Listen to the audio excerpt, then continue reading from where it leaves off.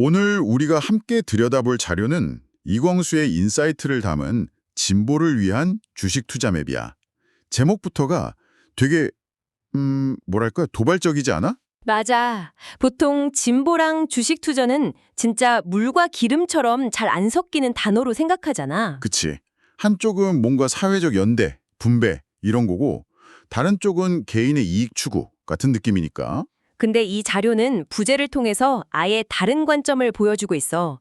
불평등한 출발선을 넘어서는 시민의 경제적 행동이라는 거. 아, 경제적 행동. 투자를 그냥 개인의 욕망이 아니라 사회 구조에 맞서는 하나의 방법으로 보자는 거지. 와, 그러니까 단순히 돈 버는 법 이걸 넘어서는 거네. 왜 진보적인 가치를 가진 우리가 자본시장에 참여해야 하는가? 뭐 이런 철학적인 질문을 던지는 셈이구나. 맞아. 좋아. 그럼 이 흥미로운 지도를 한 페이지씩 넘겨보면서 그 안에 담긴 생각들을 한번 깊이 파헤쳐보자. 자, 페이지 2를 볼까? 표지인데 진보를 위한 주식 투자 맵이라는 제목 아래에 아이폰 16 프로, 아이패드 프로, 맥북 M4 프로 최신 기기들이 쫙 있네. 그리고 그 밑에 소확행 이렇게 적혀 있어. 우리가 이거 20초 안에 키워드만 짚고 넘어가기로 했으니까 아마 이게 상징하는 게 있겠지. 노동소득만으로는 따라잡기 좀 벅찬 자본주의의 속도. 뭐 그런 걸 보여주는 장치 같아. 그런가? 일단 본격적인 내용은 다음 페이지부터일 테니 넘어가 보지 뭐. 좋아. 자, 페이지 3. 여기서 이 자료의 핵심 주제를 아주 명확하게 보여주네. 진보를 위한 주식 투자. 그리고 그 아래에 불평등한 출발선을 넘어서는 시민의 경제적 행동이라고 다시 한번 강조하고 있어. 여기서 경제적 행동이라는 말이 진짜 중요한 것 같아. 보통 투자를 그냥 재테크 기술 이 정도로 생각하잖아. 맞지. 근데 이 자료는 이걸 하나의 행동, 그러니까 사회적인 의미를 담은 실천으로 딱 규정하고 있는 거야. 아, 실천? 불평등이라는 이 거대한 문제에 맞서려고 시민이 선택할 수 있는 여러 방법 중에 하나로 주식 투자를 제시하는 거지. 와, 듣고 보니까 되게 새롭다. 우리가 선거에서 투표를 통해 정치적인 의사를 표현하는 것처럼 시장에서 투자를 통해서 경제적인 목소리를 내자는 그런 의미로 들리네. 바로 그거지. 이건 뭐 투자의 패러다임을 완전히 바꾸는 생각인데. 돈을 어디에 투자할 건가? 이 결정이 어떤 기업의 성장을 지지하고 또 어떤 가치에 힘을 실어줄 건지를 결정하는 주권 행사가 될 수 있다는 거야. 주권 행사라? 이 관점이 앞으로 이어질 모든 페이지를 관통하는 핵심 열쇠라고 보면 될 거야. 그럼 그 불평등의 현실이 어떤지 다음 페이지에서 바로 보여주겠네. 페이지 다로 넘어가 보자. 시장은 공평하지만 출발선은 불평등합니다. 라는 문구랑 함께 와, 되게 직관적인 그래프가 있어. 맞아. 이 그래프는 굳이 뭐 눈으로 안 봐도 쉽게 상상할 수 있을 것 같아. 두 명이 달리기를 한다고 생각해봐. 한 명은 노동소득이라는 이름표를 달고 그냥 꾸준한 속도로 계속 조깅을 해. 근데 다른 한 명은 자산성장 이름표를 달았는데 처음엔 같이 뛰다가 어느 순간 등에 로켓을 달고 그냥 휙 날아가는 거야. 와, 비유가 확 와닿는다. 처음 몇 년은 뭐 비슷비슷해 보이지만 시간이 갈수록 둘 사이의 거리가 아예 따라잡을 수 없을 만큼 벌어지는 거네. 그치. 이 그래프의 회색선, 그러니까 노동소득이랑 녹색선, 자산성장이 딱 그 모습을 보여주는 거지. 그래서 노동소득만으로는 자산 격차를 좁힐 수 없습니다. 이 말이 되게 뼈아프게 다가오네. 그래서 이 자료가 두 번째 포인트에서 더 날카로운 질문을 던지는 거야. 진보가 주식시장을 외면할 때 부의 격차는 더욱 벌어집니다. 아, 이건 진짜 경고네. 일종의 경고지. 주식시장을 부자들 투기판이라고 그냥 치부하고 외면하는 그 태도가 의도랑은 완전 반대로 오히려 불평등을 더 심화시킬 수 있다는 거야. 듣고 보니 그렇네. 내가 참여 안 한다고 해서 시장이 멈추는 게 아니니까. 당연하지. 내가 외면하는 동안 자산을 가진 사람들은 그 로켓을 타고 계속해서 멀리 날아가 버리고 그럼 격차는 더 벌어지는 악순환이 생기는 거구나. 맞아. 맨 아래 인용구도 봐봐. 누군가는 주식을 더 많이 가지고 있고 누군가는 전혀 하지 않고 있습니다. 이것이 불평등의 씨앗입니다. 이 말이 바로 그 구조를 딱 지적하는 거지. 아, 그러니까 시장 자체는 누구에게나 열려 있으니 공평해 보이는데 이미 자본이라는 로켓을 가진 사람이랑 아닌 사람의 출발선이 다르다는 거. 그래서 결과적으로 불평등이 더 심해진다는 거지. 그럼 이 암울한 현실을 넘어서기 위한 방법이 다음 페이지에 나올 것 같네. 페이지 5. 진보는 이념이 아니라 행동입니다. 여기서부터 진보랑 투자를 연결하는 본격적인 논리가 시작되는구나. 맞아. 여기서 아주 중요한 관점의 전환을 요구해. 보통 진보하면 분배를 먼저 떠올리잖아. 그치. 어떻게 나눌 것인가. 이미 만들어진 파일을 어떻게 더 공정하게 나눌까에 집중하지.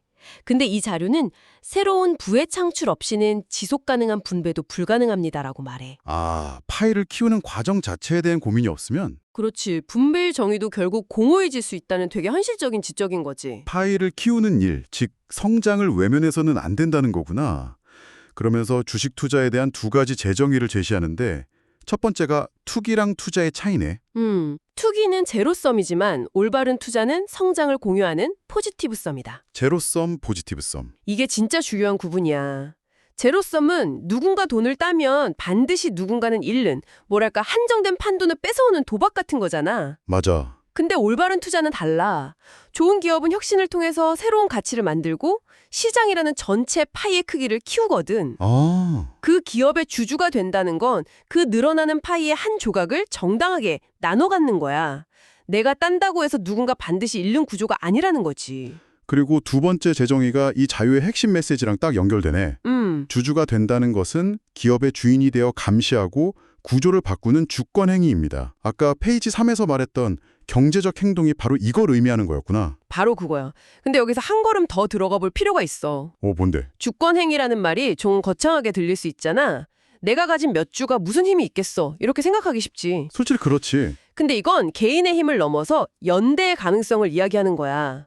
예를 들면 환경 파괴한이 기업에 대해서 소액 주주들이 연대해서 친환경 정책을 요구한다거나 아니면 불투명한 경영을 하는 CEO 재신임에 반대하는 목소리를 낼 수도 있고. 아, 게임스탑 사태처럼. 그렇지. 개인들이 뭉쳤을 때 기관 투자자들을 흔들었던 사례도 있잖아. 와, 그렇게 생각하니까 완전 다르네.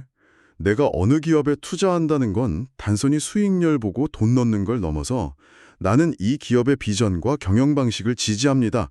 라고 선언하는 투표 행위가 될 수 있겠구나. 맞아. 바로 그 지점에서 투자는 불평등을 넘어서는 진보적 행동이 될 수 있다는 거야. 좋아. 그럼 이제 구체적으로 한국 시장의 기회에 대해 이야기하는 페이지로 넘어가 볼까? 페이지 6. 코리아 디스카운트에서 코리아 프리미엄으로. 여기도 그래프가 있네. 오랫동안 바닥을 기던 가치 곡선이 정책 변화를 기점으로 완전 로켓처럼 솟아오르는 그림이야. 이 그래프는 하나의 희망적인 시나리오를 보여주는 거지. 오랫동안 꾹 눌려있던 용수철이 그걸 누르던 힘이 딱 사라지니까 폭발적으로 튀어오르는 모습, 그걸 상상하면 돼. 아, 여기서 용수철은 저평가된 한국 기업들의 가치고 그걸 누르던 힘이 바로 코리아 디스카운트인 거지. 그럼 그 누르던 힘을 없애고 용수철을 튀어오르게 할 동력이 뭔데? 이 자료는 세 가지를 꼽고 있네. 첫째가 정책의 대화. 구체적으로 상법 개정이나 금융 민주화를 언급하고 있어. 지금까지 한국 시장의 고질적인 문제 중 하나가 대주주 이익을 위해 소액주주 권리가 무시되는 거였잖아. 그치, 맨날 나오는 얘기지. 이걸 법과 제도를 통해서 바로 잡으려는 움직임이 생긴다면 기업 가치를 짓누르던 가장 큰 돌덩이 하나를 치우는 셈이라는 거야. 근데 이런 이야기는 사실 예전부터 계속 나오지 않았어? 이번엔 뭐가 다를 거라고 보는 걸까? 이 자료가 좀 너무 낙관적인 건 아닐까? 좋은 지적이야. 이 자료가 물론 긍정적인 측면을 부각하고는 있지만 그 변화의 동력을 외부, 그러니까 정책에서만 찾지는 않아. 아, 그래? 두 번째 동력으로 시장의 정상화, 즉 시장 내부의 변화를 꼽고 있거든. 기업들이 스스로 배당을 늘리고 자사주를 소각하는 등 주주 환원을 강화하기 시작했다는 거야. 이건 해야만 해서가 아니라 하는 게 이득이다라는 인식이 기업들 사이에 퍼지고 있다는 신호로 해석할 수 있어. 아하, 정책이라는 외부 압력이랑 기업 문화라는 내부 변화가 함께 맞물려 돌아갈 때 진짜 변화가 시작된다는 거구나. 바로 그거지. 그리고 마지막 세 번째 동력이 기회인데 당신이 움직일 때 시장이 움직이고 시장이 바뀔 때 세상이 바뀝니다. 이 문구가 되게 인상적이지 않아? 맞아. 결국 앞서 말한 주권 행위로 다시 돌아오는 거야. 우리가 이런 변화의 흐름을 그냥 구경만 하는 방관자가 아니라 적극적으로 참여해서 목소리를 내는 주체가 될 때 그 변화의 속도랑 방향이 결정된다는 거지. 코리아 프리미엄은 그냥 주어지는 게 아니라 우리가 함께 만들어가는 기회다. 이런 메시지네. 맞아. 자, 그럼 이 모든 논의를 바탕으로 실제 투자는 어떻게 해야 하는지에 대한 조언이 마지막 페이지에 있겠지. 그렇지. 페이지 7, 투자의 본질은 두 가지 선택으로 귀결됩니다. 벤 다이어그램으로 아주 단순하게 표현했어. 복잡한 이론을 걷어내면 성공의 법칙은 단순합니다. 라고 말하고 있어. 성공적인 투자는 투자 영역, 즉 area, 그리고 투자 시기, 타이밍, 이 두 개의 원이 겹치는 부분, 교집합에서 나온다는 거야. 잠깐만, 근데 이게 말처럼 단순한가? 올바른 영역이랑 올바른 시기를 고르는 게 투자의 전부라면 그거야말로 세상에서 제일 어려운 일 아닌가? 하하하, 날카롭네. 이 슬라이드가 그 방법을 구체적으로 알려주고 있어. 이 슬라이드는 구체적인 종목이나 비법을 알려주기보다는 우리가 집중해야 할 원칙을 제시하는 데 초점을 맞추고 있는 것 같아. 먼저 왼쪽 원인 투자 영역을 봐봐. 수요 증가 플러스 공급 제한이라고 정의돼 있지. 아, 찾는 사람은 계속 늘어나는데 공급은 한정적이거나 늘리기 어려운 분야? 예를 들면 특허로 보호받는 독점적인 기술을 가진 반도체 기업이라거나 아니면 한정되는 공간에만 지을 수 있는 데이터 센터 같은 거? 정확해. 그런 희소성의 원리가 작동하는 곳을 찾아내라는 거지. 오케이. 그리고 오른쪽 원인 투자 시기는 유동성 공급 직전이라고 되어 있어. 이건 좀 더 기술적인 개념인데, 유동성 공급이라면 시장에 돈이 풀리는 걸 말하는 거지? 그걸 어떻게 예측하지? 보통 사람이 중앙은행 총재 생각을 읽을 수도 없고. 여기서 직전이라는 말에 너무 집착할 필요는 없어. 아, 이건 미래를 예측하라는 게 아니라 신호를 읽으라는 조언에 더 가까워. 예를 들어 뉴스에서 계속 경기 침체 우려가 나오고 중앙은행 총재가 경기 부양을 위해 금리 인하를 고려할 수 있다는 식의 말을 흘리기 시작할 때 그게 바로 연기가 피어오르는 신호라는 거지. 유동성이라는 불이 실제로 붙기 전에 그 연기를 보고 먼저 자리를 잡으라는 의미로 해석할 수 있어. 아하. 결국 투자의 본질은 무엇을 그리고 언제 살 것인가 이 두 가지 질문에 대한 답을 끊임없이 찾아가는 과정이라는 거네. 맞아. 이 두 가지 필터를 가지고 세상을 바라보는 훈련을 하라. 이런 뜻이구나. 수백 개의 경제 지표랑 차트를 분석하는 대신에 이 두 가지 핵심 원칙에 집중해서 기회를 찾아보라는 아주 명쾌한 가이드라인을 제시하고 있는 거지. 오늘 진흙을 위한 주식 투자 맵이라는 자료를 처음부터 끝까지 함께 훑어봤는데 와, 진짜 많은 생각이 든다. 나도 그래. 처음에는 그냥 진보 진영 사람들도 투자해서 돈 벌자 뭐 이 정도 이야기일 줄 알았는데 훨씬 더 깊은 철학이 담겨 있었어. 동의해. 투자를 나의 부를 늘리는 행위에서 우리의 가치를 실현하는 행위로 관점을 확 전환시킨 게 가장 큰 울림을 줬어. 맞아. 특히 주주가 되는 것은 주권 행위라는 말. 이게 계속 머릿속에 맴돌아. 내 말이. 노동소득만으로는 자산 격차를 따라잡기 힘든 이 시대에 자본시장을 그냥 외면하고 비판만 하는 게 아니라 그 안으로 직접 들어가서 목소리를 내고 변화를 만들어가는 주체가 되어야 한다는 주장이 되게 설득력 있게 다가왔어. 맞아.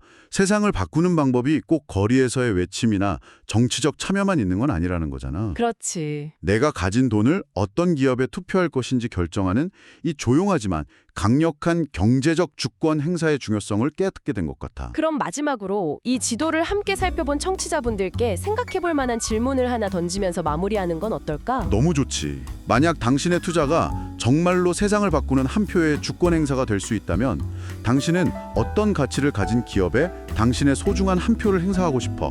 그리고 그 기업의 주인이 되어서 어떤 변화를 가장 먼저 요구하고 싶을까?